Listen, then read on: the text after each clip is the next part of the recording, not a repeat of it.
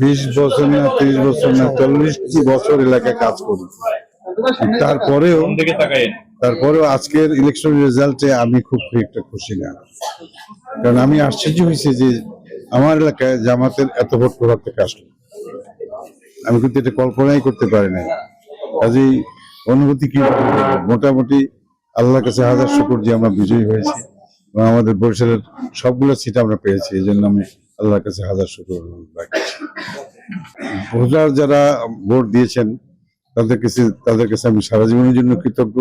আগেও তাদের সাথে পাশে ছিলাম, এখনো আছি, আগামীতে থাকবো ইনশাল্লাহ। এবং তাদের সহযোগিতা ছাড়া তার ইলেকশনে কেউ জিততে পারে না, তারা তো ভোটারই, তাই না? প্রতিশ্রুতি ভবিষ্যৎবাণী কে দেয় বলেন?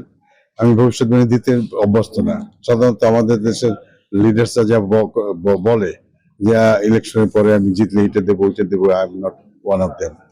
কাজে আমি যেটা বলতে পারি যে চেষ্টা করব জনগণের জন্য কিছু করার, এবং আগামী রাজনীতিতে যারা এই মাঠে আসবে আমি হওয়াটা তাদের জন্য দুঃসংবাদ, কারণ আমি এমন কাজ করব নেতৃত্বে আসার জন্য আগামীতে মানুষ যেন ভয় পায়।